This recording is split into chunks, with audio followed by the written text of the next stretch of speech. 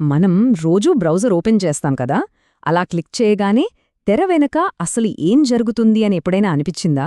ఈరోజు మనం బ్రౌజర్ ఇంకా వెబ్ గురించి కొన్ని ఆసక్తికరమైన విషయాలు తెలుసుకుందాం. మనం రోజూ వాడే ఈ టెక్నాలజీ వెనుకున్న కథ నిజంగా ఆశ్చర్యపరుస్తుంది. సరే, అసలు విషయంలోకొస్తే ఈ ప్రశ్నతో మొదలుపెడదాం. ప్రపంచంలో ఉన్న సమాచారమంతా కేవలం కొన్ని క్లిక్కులతో మన స్క్రీన్ మీదికే ఎలా వచ్చేస్తోంది? ఈ చిన్న ప్రశ్న వెనుక టెక్నాలజీలో జరిగిన ఒక పెద్ద విప్లవమే దాగి ఉంది. ఈ మార్పుని అర్థం చేసుకోవాలంటే ఒకసారి గతాన్ని, ప్రస్తుతాన్ని పక్కపక్కన పెట్టి చూద్దాం. ఒకప్పుడు సమాచారమంతా విడివిడిగా ఎక్కడికక్కడ బంధించి ఉండేది. కాని ఇప్పుడో అంతా ఒకదానితో ఒకటి కనెక్ట్ అయిన ఒక పెద్ద గ్లోబల్ నెట్వర్క్. అసలు ఈ మార్పు ఎలా సాధ్యమైందో చూద్దాం. సరే, కొంచెం టైం ట్రావెల్ చేసి వెనక్కి వెళ్దాం. అంటే వెబ్ ఇంకా లేని రోజుల్లోకి. ఒక్కసారి ఊహించుకోండి, ఏదైనా సమాచారం కావాలంటే లైబ్రరీలకు వెళ్ళాలి, లేదా ఒకదానితో ఒకటి సంబంధం లేని కంప్యూటర్ సిస్టమ్స్తో కుస్తీ పట్టాలి. ఆ ప్రపంచం ఎలా ఉండేదో కదా. ఆ రోజుల్లో పరిస్థితి ఎలా ఉండేదంటే సమాచారమంతా వేర్వేరు కంప్యూటర్ నెట్వర్క్స్లోలా చిక్కుకుపోయి ఉండేది. వీటినే ఇన్ఫర్మేషన్ సైలోస్ అంటారన్మాట. అంటే ఒకచోట ఉన్న సమాచారాన్ని ఇంకో చోటకు పంపించడం దాదాపు అసాధ్యం. దీనివల్ల ఏమైందంటే ఎంతో విలువైన జ్ఞానం కేవలం కొద్దిమందికే అందుబాటులో ఉండేది. అయితే సరిగ్గా అప్పుడే ఈ సమస్యకు ఒక అద్భుతమైన పరిష్కారం దొరికింది. ఒకే ఒక ఆలోచన ఈరోజు మనం చూస్తున్న ఈ మొత్తం డిజిటల్ ప్రపంచానికి పునాది వేసింది. ఆ ఆలోచన వచ్చింది టిమ్ బర్నర్స్-లీకి. సంవత్సరం 1989. ఆయన ఒక విప్లవాత్మకమైన సిస్టమ్ను ప్రతిపాదించారు. అంతే, ఆ ఒక్క ఆవిష్కరణతో సమాచార ప్రపంచ గతే మారిపోయింది. ఆయన కనిపెట్టిందే వరల్డ్ వైడ్ వెబ్. దీన్ని సింపుల్గా చెప్పాలంటే ఒక పెద్ద ప్రపంచ గ్రంథాలయం అనుకోవచ్చు. ఈ లైబ్రరీలో పుస్తకాలన్నీ ప్రపంచవ్యాప్తంగా వేర్వేరు కంప్యూటర్లలో ఉంటాయి. కానీ అవన్నీ ఒకదానికొకటి కనెక్ట్ అయి ఉంటాయి.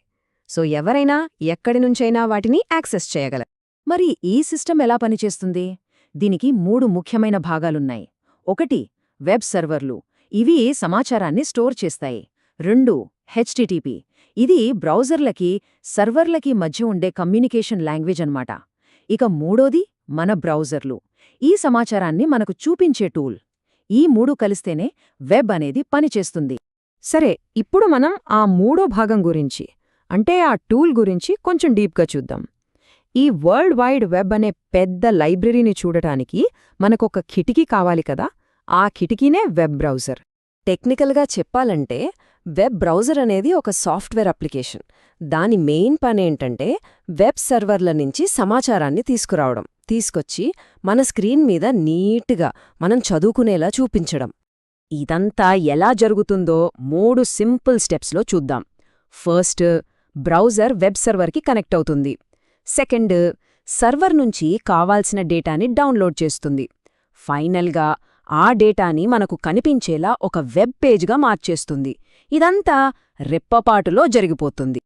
ఆ బేసిక్ ఐడియా నుంచే ఈరోజు మనం వాడుతున్న ఎన్నో రకాల బ్రౌజర్లొచ్చాయి. ఇప్పుడు వాటిలో కొన్ని పాపులర్ బ్రౌజర్లని చూద్దాం. చూస్తే మనకు ఈరోజు చాలా ఆప్షన్స్ ఉన్నాయి. స్పీడ్, ఫీచర్స్ కోసం చాలామంది క్రోమ్ వాడతారు. విండోస్ వాడుతుంటే ఎడ్జ్ ఇంటిగ్రేట్ అయి ఉంటుంది. అలాగే యాపిల్ డివైజ్లకి సఫారీ. ప్రైవసీకి ఎక్కువ ఇంపార్టెన్స్ ఇస్తే ఫైర్ ఫాక్స్ బెస్ట్ ఆప్షన్. ఇక ఒపెరా లాంటి బ్రౌజర్లైతే ఇన్బిల్ట్ విపిఎన్, యాడ్ బ్లాకర్ లాంటి ఫీచర్స్ కూడా ఇస్తున్నాయి. సో చూశారుగా, ప్రతి బ్రౌజర్కి దానికంటూ ఒక స్పెషాలిటీ ఉంది. సరే, ఇక మన కథ చివరికి వచ్చేసింది. మనం ఎక్కడ మొదలుపెట్టామో గుర్తుందా? ఆ సమాచార సైలోల దగ్గర. అక్కడ్నుంచి ఈరోజు మనం చూస్తున్న ఈ కనెక్టెడ్ వరల్డ్కి ఎలా వచ్చామో ఒక్కసారి చూద్దాం. ఈ టైమ్లైన్ చూస్తే మన జర్నీ మొత్తం క్లియర్గా కనిపిస్తోంది. ఒకప్పుడు విడివిడిగా ఉన్న సైలోలు. అక్కడ్నుంచి 1989లో వరల్డ్ వైడ్ వెబ్ పుట్టింది. అదొక పెద్ద టర్నింగ్ పాయింట్. ఇక ఇప్పుడు ప్రపంచంలోని సమాచారం అంతా మన చేతివేళ్లపై ఉంది. ఇది కేవలం ఒక టెక్నాలజీ మార్పు మాత్రమే కాదు. ఇది మనం సమాచారాన్ని చూసే పద్ధతినే, మన జీవన విధానాన్నే పూర్తిగా మార్చేసింది.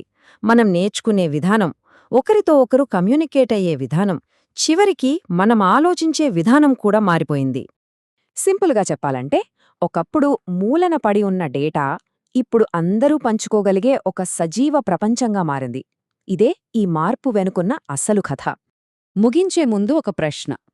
ఈరోజు కూడా మన చుట్టూ ఇంకా ఇలాంటి ఇన్ఫర్మేషన్ సైలోస్ ఏమైనా ఉన్నాయా?